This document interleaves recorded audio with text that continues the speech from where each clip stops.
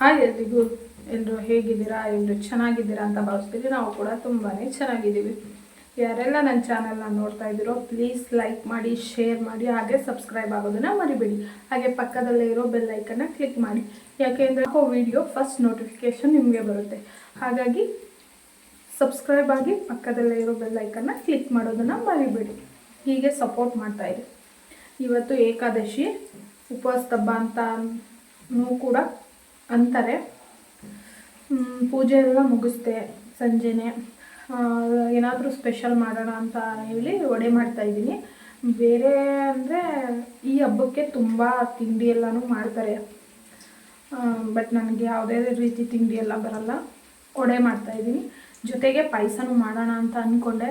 But payasa sweet ಅಲ್ವಾ, ಜಾಸ್ತಿ like ಆಗಲ್ಲ, ಬಟ್ ಖಾಲಿನೂ ಆಗಲ್ಲ. ಹಂಗಾಗಿ ಪಾಯಸ ಮಾಡಲಿಲ್ಲ, ಓನ್ಲಿ ವಡೆ ಮಾತ್ರ ಮಾಡಿದ್ದೀನಿ. ಹಬ್ಬ ಅಲ್ವಾ, ಹಬ್ಬದ ದಿನ ಯಾಕೆ ಏನು ಮಾಡದೇ ಇರೋದು ಅಂತ ಹೇಳಿ ವಡೆ ಮಾಡಿದ್ದೀನಿ. ಬನ್ನಿ ತೋರಿಸ್ತೀನಿ. ವಡೆಗೆ ಫಸ್ಟು ಮಸಾಲ ರೆಡಿ ಮಾಡ್ಕೋತಾ ಇದ್ದೀನಿ.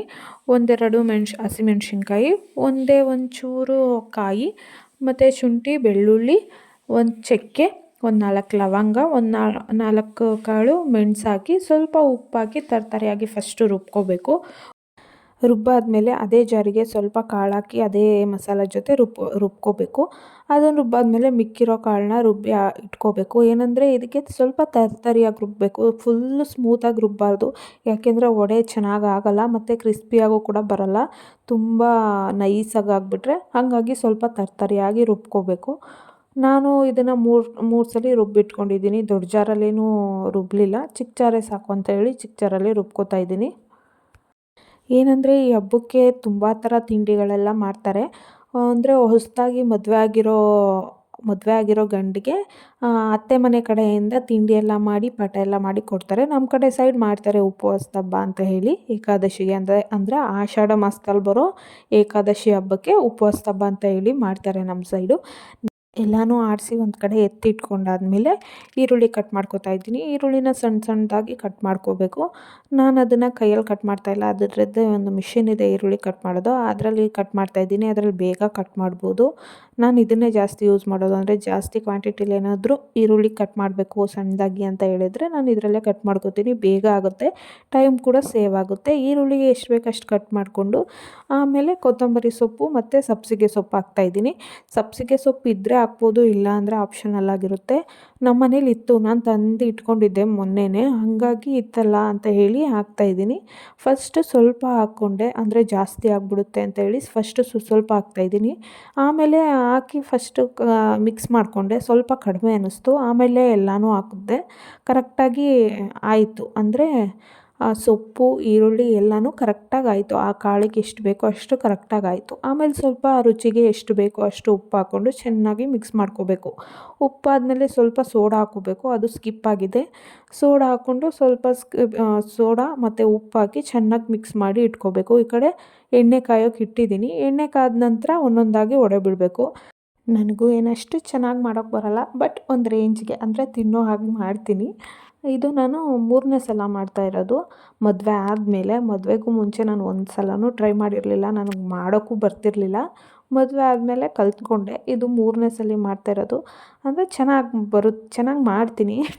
ನಾನು ಹೇಳೋದಕ್ಕಿಂತ ಚೆನ್ನಾಗಿ ಮಾಡ್ತೀನಿ ಅಂತ ನೋಡ್ತಾರಲ್ಲ ಅವ್ರು ಹೇಳಬೇಕು ಚೆನ್ನಾಗಿದೆ ಅಂತ.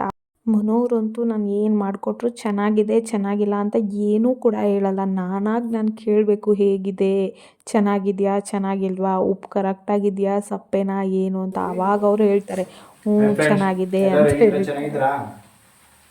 ಅನ್ಕೊಂಡಿದ್ದೀನಿ ವಡೆ ಮಾಡ್ದವಳೆ, ವಡೆ ತಿಂತಾ ಇದೀವಿ. ಹಬ್ಬ ಇವತ್ತು ಏನೋ ಹಬ್ಬ, ಉಪವಾಸ ಹಬ್ಬ.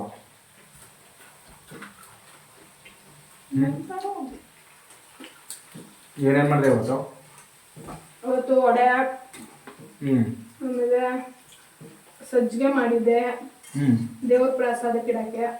ಇವಾಗ ವಡೆ ಮಾಡ್ತಾ ಇದ್ದೀನಿ. ಪಾಯಸ ಮಾಡೋದ ಅಂತ ಅನ್ಕೊಂಡೆ, ಬಟ್ ಪಾಯಸ ಅಷ್ಟು ಖಾಲಿ ಆಗಲ್ಲ, ಹಂಗಾಗಿ ವಡೆ ಒಂದೇ ಸಾಕು ಅಂದ್ಬಿಟ್ಟು ವಡೆ ಮಾಡ್ತಾ ಇದ್ದೀನಿ. ಯಾಕೆ ಇಷ್ಟೆಲ್ಲ ಮಾಡ್ತೀನಿ ಇಷ್ಟೊಂದು? ನಮ್ಗೆ ಖಾಲಿ ಆಗಲ್ವಾ, ನೋಡ್ತೀನಿ. ಲೈಕ್ ಮಾಡಿ share ಹಾಯ್ ಹಲೋ ನಮಸ್ಕಾರ, ಎಲ್ಲರೂ ಹೇಗಿದ್ದೀರಾ? ಚೆನ್ನಾಗಿದ್ದೀರಾ ಅಂತ ಭಾವಿಸ್ತೀನಿ. ನಾವು ಕೂಡ ಯಾರೆಲ್ಲ ನಮ್ಮ ಚಾನಲ್ ನೋಡ್ತಾ ಇದ್ದೀರಾ ದಯವಿಟ್ಟು ನಮಗೂ ಲೈಕ್ ಮಾಡಿ, ಸಪೋರ್ಟ್ ಮಾಡಿ ಮತ್ತು ಸಬ್ಸ್ಕ್ರೈಬ್ ಮಾಡಿ. ಇವತ್ತಿನ ದಿನ ಹಬ್ಬ ಅಂದ್ಕೊಂಡು ಅಂದರೆ ಏನು ಏಕಾದಶಿ ಹಬ್ಬದ ಪ್ರಯುಕ್ತ ನಮ್ಮ ಮನೆಯವಳು ಪೂಜೆ ಮಾಡಿ ಏನದು ಸಜ್ಜಿಗೆ ಮಾಡಿ ಕೊನೆಗೆ ಪ್ರಸಾದಕ್ಕಿಟ್ಟು ಈಗ ವಡೆ ಮಾಡ್ತಿದ್ದಾರೆ. ವಡೆ ಬಿಸಿ ಬಿಸಿ ವಡೆ ನೋಡಿ, ನಾನು ತಿಂದೆ. ತುಂಬ ಚೆನ್ನಾಗಿ ಮಾಡೋ ವಡೆ. ಇಲ್ಲೇ ಮಾಡ್ತಾ ಮಾಡ್ತಾನೆ ತಿನ್ಕ ಖಾಲಿ ಮಾಡ್ಬಿಡ್ತೀನಿ.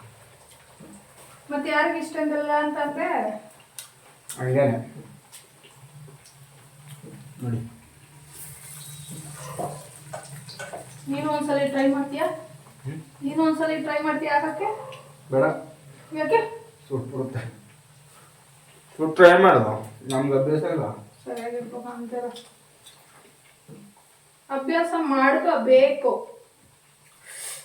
ನಮ್ಗ್ ಸುಡಲ್ವಾ? ನಿಮಗ್ ಮಾತ್ರನ ಸುಡೋದು? ನೋಡಿ ಹೆಣ್ಮಕ್ಳಿಗೆ ಎಷ್ಟು ಕಷ್ಟ ಅಂತ. ಎಣ್ಣೆ ನೀವು ಒಡೆ ಬೇಯ್ಬೇಕು. ಕಟ್ಬೇಕಾರೆ ಗಂಡನ ನೆನ್ಸ್ಕೊತೀರಿ, ಅದಕ್ಕೆ ಒಡೆ ಚೆನ್ನಾಗಿ ಬರ್ತದೆ.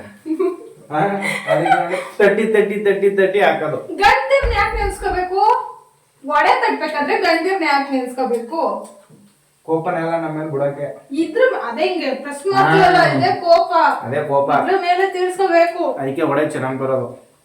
ಅಷ್ಟೊಂದು ಕೋಪ ಇರುತ್ತೆ ಅಂತನಾ? ನೋಡಿ ಫ್ರೆಂಡ್ಸ್, ನನಗೆ ಇವ್ರ ಮೇಲೆ ಎಷ್ಟು ಕೋಪ ಇದೆ ಅಂತ ಇದ್ರ ಮೇಲೆ ಪ್ರಯೋಗ ಮಾಡಿ ತೋರಿಸ್ತೀನಿ ನಿಮಗೆ. ಇವರೇ ಒಂದ್ ಕಂಡಿಡ್ದವ್ರೆ, ಇವರು ನೆನ್ಸ್ಕೊಂಡ್ರೆ ಒಡೆ ಚೆನ್ನಾಗಿ ಬರುತ್ತೆ ಅಂತ. ಹೌದು. ಅಯ್ಯೋ, ಹಾಗೆ ಯಾರೆಲ್ಲ ವಡೆ ಮಾಡೋಕ್ಕೆ ಟ್ರೈ ಮಾಡ್ತಿರೋ ಎಲ್ಲರೂ ಗಂಡಂದಿರನ್ನ ನೆನೆಸ್ಕೊಂಡು ವಡೆನ ಟ್ರೈ ಮಾಡಿ. ಯಾಕೆ ಅಂದರೆ ಅವರು ನೆನೆಸ್ಕೊಂಡ್ರೆ ವಡೆ ಚೆನ್ನಾಗಾಗುತ್ತೆ ಅನ್ನೋದು ಮುನ್ನೋರ ಮಾತು, ಹಾಗಾಗಿ ಹೇಳಿದೆ ಅಷ್ಟೇ. ಯಾರೆಲ್ಲ ನಮ್ಮ ಚಾನಲ್ ನೋಡ್ತಾ ಇದ್ದೀರಾ ದಯವಿಟ್ಟು ಸಪೋರ್ಟ್ ಮಾಡಿ, ಸಬ್ಸ್ಕ್ರೈಬ್ ಮಾಡಿ. ಇದೇ ಥರ ಇನ್ನೂ ಮುಂದಕ್ಕೆ ನಮ್ಮ ಮೇಡಮ್ ವಿಡಿಯೋ ಹಾಕ್ತಾರೆ.